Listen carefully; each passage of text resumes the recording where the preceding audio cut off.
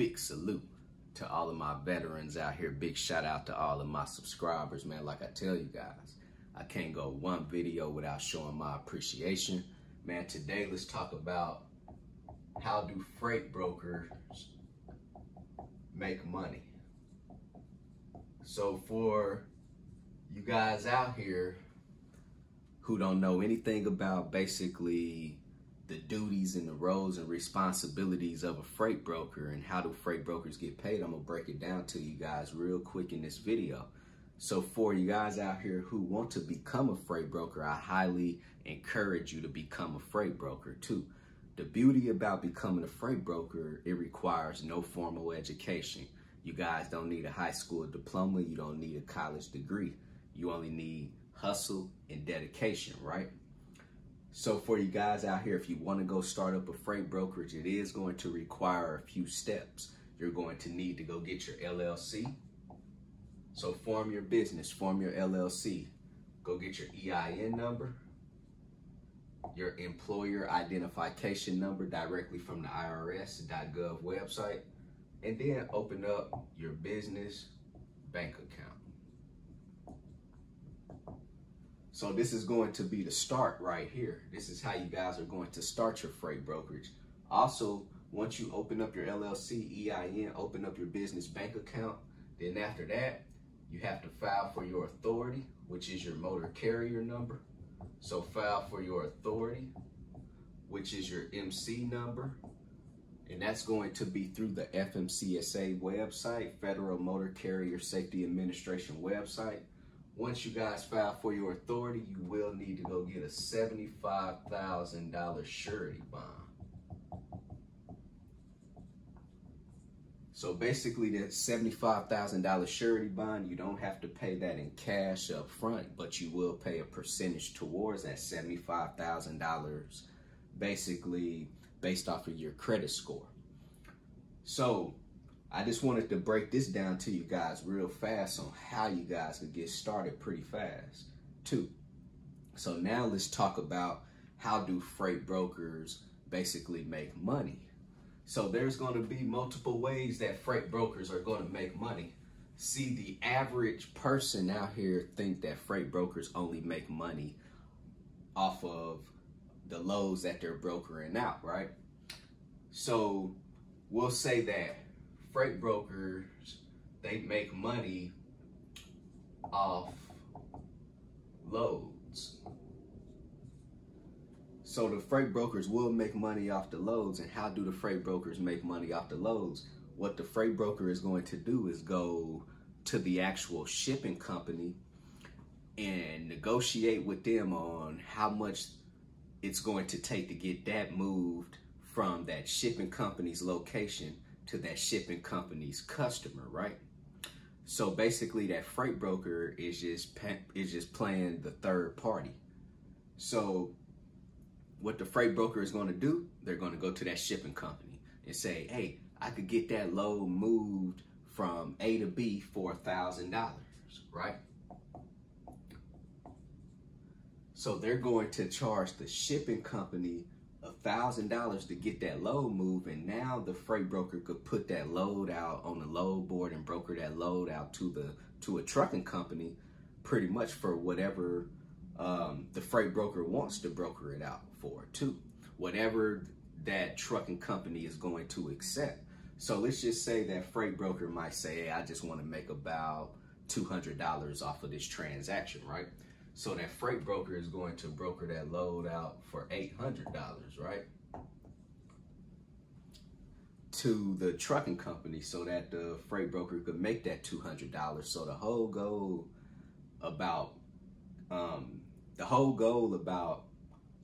getting paid and how much money do you want to make becoming a freight broker, basically all is going to be determined off of how well can you negotiate with the shipper.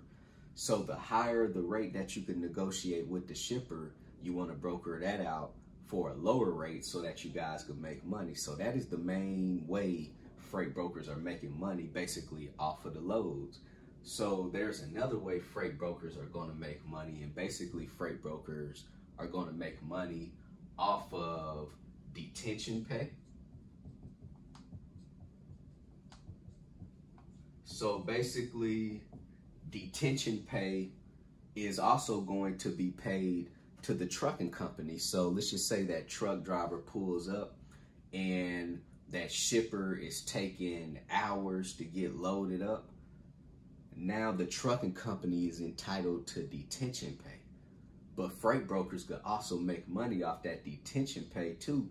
So let's just say the shipping company is going to pay the trucking company an additional $300 for detention pay, right? So the freight broker has negotiated for $300 to be paid to the trucking company for being detained.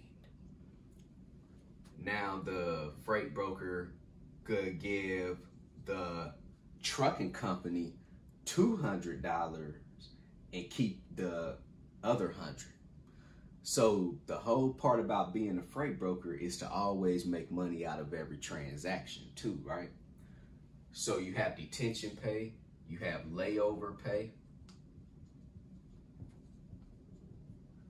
So layover pay is when truck drivers have to basically lay over and spend a night at a certain location, whether it's the drop off or the pickup location. So now the freight broker is negotiating for layover pay. Let's just say that freight broker tell the shipper, hey, I need you guys to pay my driver $600 to lay over tonight. The freight broker is going to get that $600, and then the freight broker is going to give it to the trucking company for $500 or $400. It don't really matter, you know. At the end of the day, like I'm telling you guys, the whole goal as being a freight broker is to make as much money as possible off of every transaction, right? So this is a transaction, basically making money off of the original load. This is a transaction, the detention pay, making money off of detention pay, making money off of layover pay. And then also you have what we call truck order not used. They call it TONU, truck order not used, right? So we got truck order not used. And some people say, hey Manny, what is truck order not used? Basically, a truck order not used is going to be if that trucking company has booked a load from the freight broker and for some reason that load gets canceled. That truck driver is en route to go pick up that load, and then the truck driver get a call to say, hey man, that load is being canceled. Basically, that truck driver has wasted time going to go pick up that load. So now that truck driver is going to be entitled to a truck order not used. And a truck order not used is not going to be a whole bunch of money. It might be anywhere from $150 to $300, right? So basically, that shipping company is just paying that trucking company, you know, a few $100s for the time that they wasted to be en route. So when that truck is en route, that truck is wasting time and it's wasting fuel. So it needs to be compensated some way. So it's going to be compensated through the truck order not used. So the whole goal as being a freight broker is to always negotiate for the highest rate so that you guys can make a cut out of every transaction, you know. So for you guys out here, freight brokers are going to get paid off of the loads, which is going to be the most common way that you're going to get paid. And then sometimes these truck drivers are going to be detained, so they're going to need detention pay. You can make money off of detention pay. Sometimes that trucking company has to lay over. So now you can make money off the layover pay too, right?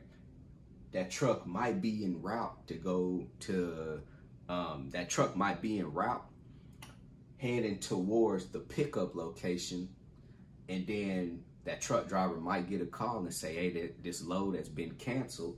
Now that truck driver is entitled to a truck order not used too. So for you guys out here, man, these are just 4 ways right here that freight brokers get paid. And the good thing about being a freight broker is that you could be very creative on the different ways that you could get paid. See, I feel a lot of freight brokers only really get paid off the load. They're not really thinking about detention pay, getting, you know, that extra $100 off of the detention pay. They're not thinking about the layover pay. They're not thinking about the truck order not used, because they say technically this pay is supposed to go to the driver. And yes, that pay is going to the driver, but it's up to the freight broker to negotiate for a higher rate so that you guys could still pay that trucking company some money, but you guys can also keep some out of it too, you know? So real quick, man, for you guys right there, hopefully I was able to enlighten some of you guys right now on just the process of becoming a freight broker and basically how freight brokers get paid. So if you have any questions, hit me on my text message, 317-953-8943. Go visit my website, www.extraordinarymovement.com. Go get your 30-day free trial with DAT Load Board.